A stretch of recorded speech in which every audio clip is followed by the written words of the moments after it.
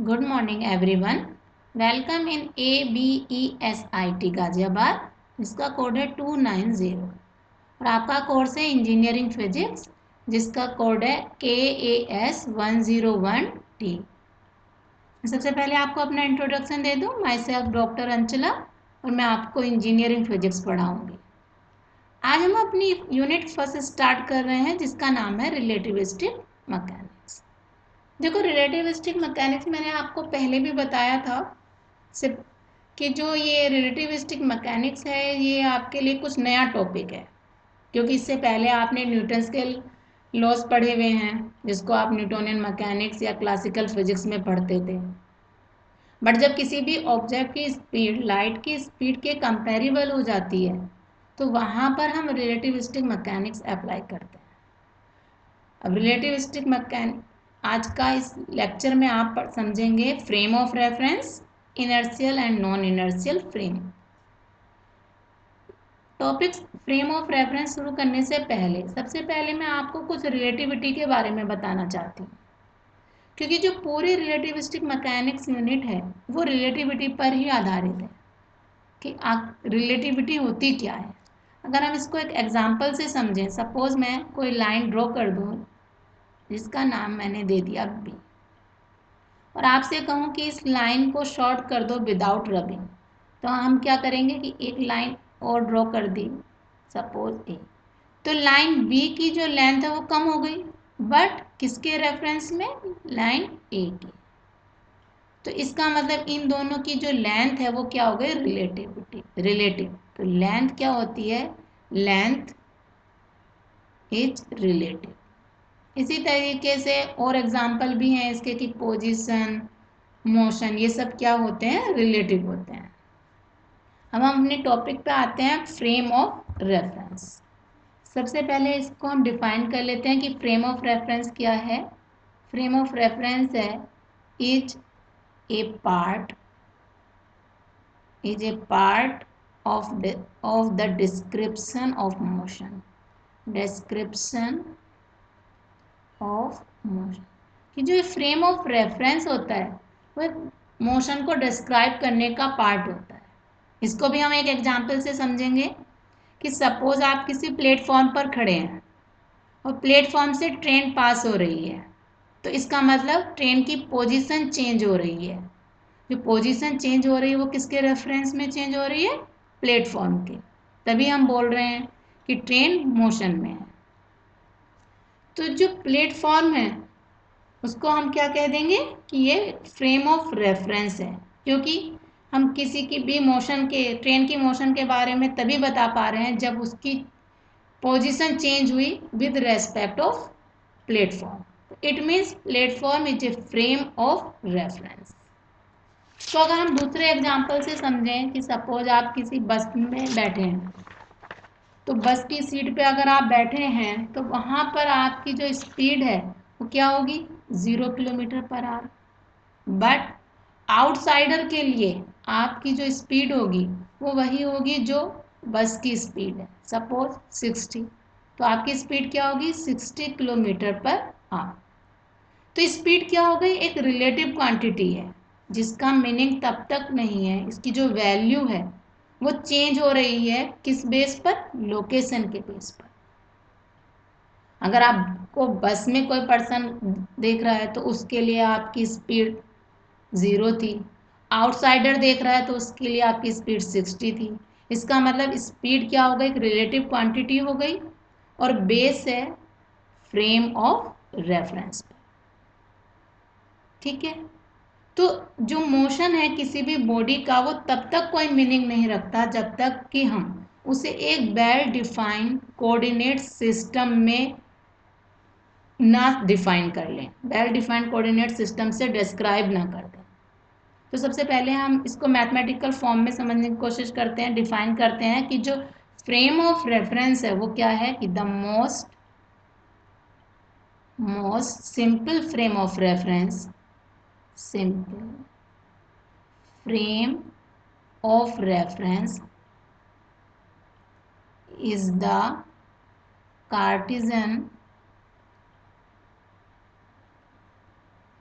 coordinate system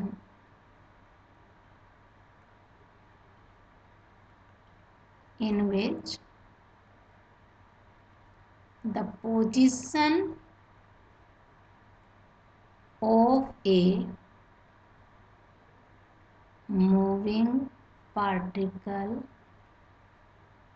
P is expressed in terms of coordinate x by z। आप ये देख रहे हैं कि जो ये एक कार्टेशियन कोऑर्डिनेट सिस्टम, एक कोऑर्डिनेट सिस्टम बनाया गया है जो सबसे सिंपल फॉर्म होती है। ठीक है, यहाँ पर 3 एक्सेस होती हैं, x y z, O is a origin. तो जो का पॉइंट पी है, हम कहें कि कोई मूविंग पार्टिकल पॉइंट पी पर है, तो इसके कोऑर्डिनेट क्या होंगे, इसको कैसे लोकेट कर सकते हैं, इसकी पोजीशन बता सकते हैं। तो वो कैसे बताएंगे कि O P is equal to i cap x plus j cap y plus k cap Z.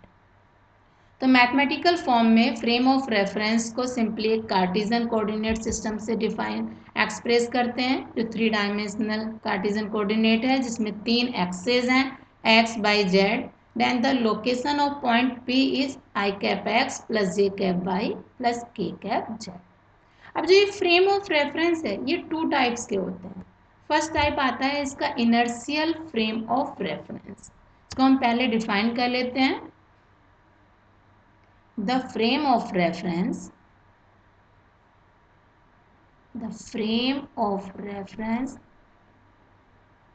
in which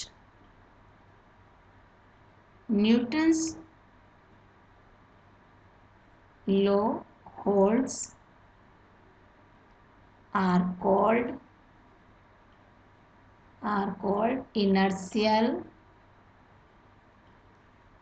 frame of reference। inertial frames of reference, जहाँ पर जिस फ्रेम में न्यूटन्स का लॉ वैलिड होते हैं उसे इनर्शियल फ्रेम ऑफ रेफरेंस कहते हैं। अब आपको पता है कि जो न्यूटन्स का फर्स्ट लॉ है वो क्या है, कि न्यूटन फर्स्ट लॉ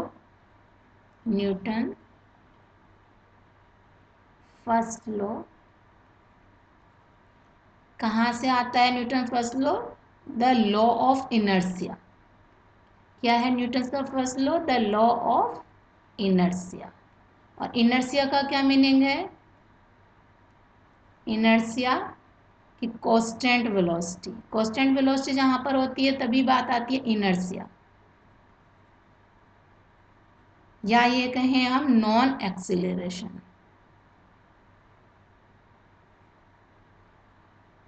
क्योंकि जब कांस्टेंट वेलोसिटी होती है तो वहां पर एक्सीलरेशन नहीं होगा, तो उसको बोलते हैं कि frame of reference, that is inertial frame of reference.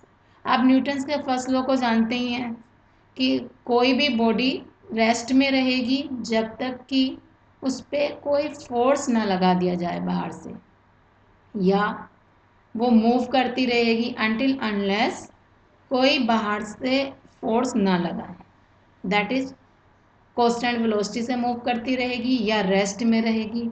तो ऐसा फ्रेम ऑफ रेफरेंस जहाँ पर न्यूटन्स के लॉ वैलिड होते हैं उसे बोलते हैं inertial frame of reference. Second आता है आपका non inertial frame of reference. इसको भी पहले हम डिफाइन कर लेते हैं। इन विच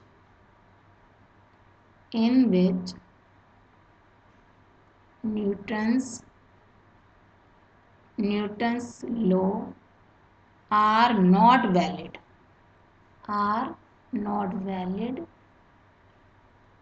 are called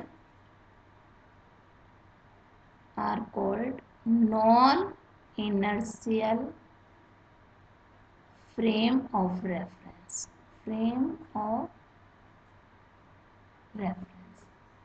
जहां पर न्यूटन्स के लॉ वैलिड नहीं होते तो वहां पर क्या होता है? Non inertial frame of reference होते हैं।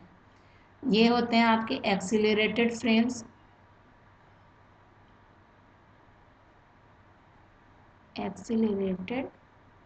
फ्रेम दूसरा, velocity is not constant, velocity is not constant. जब वेलोसिटी कांस्टेंट नहीं होती तो आपको पता ही है, जहाँ पर वेलोसिटी वेरी कर जाती है टाइम के साथ, वहाँ पर एक्सीलरेशन आ जाता है।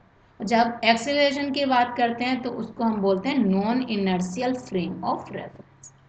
तो आपको ये क्लियर हो गया कि जहाँ जब न्यूटन्स के लॉ वैलिड होते हैं जिस फ्रेम में, that is the inertial frame of reference. जहाँ पर न्यूटन्स के लॉ वैलिड नहीं है, एक्सीलरेशन की बात हो रही है, तो उसे बोलते हैं non inertial frame of reference. ठीक है, अब इसको मैं आपको एक एग्जांपल से समझाती हूँ कि इसका जो एग्जांपल, अर्थ जो है एक non inertial frame of reference है। Earth is a non inertial frame of reference. अर्थ क्यों है non inertial frame of reference? क्योंकि जो अर्थ है वो ऑर्बिटल मोशन रखती है, या ये कहें कि अर्थ जो है सन के अराउंड मूव करती है। दूसरा, अर्थ जो है रोटेशनल मोशन भी रखती है, या ये कहें कि अपनी एक्सिस के चारों तरफ मूव करती है। और इन दोनों ही मोशन में सेंट्रीपिटल एक्सीलरेशन प्रेजेंट होता है। अब जैसे ही एक्सीलरेशन प्रेजेंट होता है, that is the non inertial frame of reference. because of its orbital motion about the sun, दूसरा, its rotational motion around its axis, कि अपने एक्सेस के चारों तरफ मूव करती है। और इन दोनों ही मोशन में, in both motions centripetal acceleration is present. दोनों ही मोशन में क्या होता है, सेंट्रीपिटल एक्सीलरेशन होता है। और सेंट्रीपिटल एक्सीलरेशन कहने का मतलब एक्सीलरेशन प्रेजेंट है, तो वहाँ पर क्या हो गया कि वो non inertial frame of reference हो गया। तो ये अर्थ जो है इसका एक मेन एग्जांपल है कि earth is a non inertial frame of reference. क्योंकि एग्जाम में आपसे पूछ लिया जाता है कि is earth is a inertial frame of reference और non inertial frame of reference. तो आपको इसको बताना है, पूरा लिखना है कि earth is a non inertial frame of reference because of its orbital motion about the sun and also rotational motion around its axis, and in both motion centripetal acceleration is present, so earth is a non inertial frame of reference। अब इसके next lecture में आप पढ़ेंगे Galilean transformation and postulate of special theory of relativity. Thank you.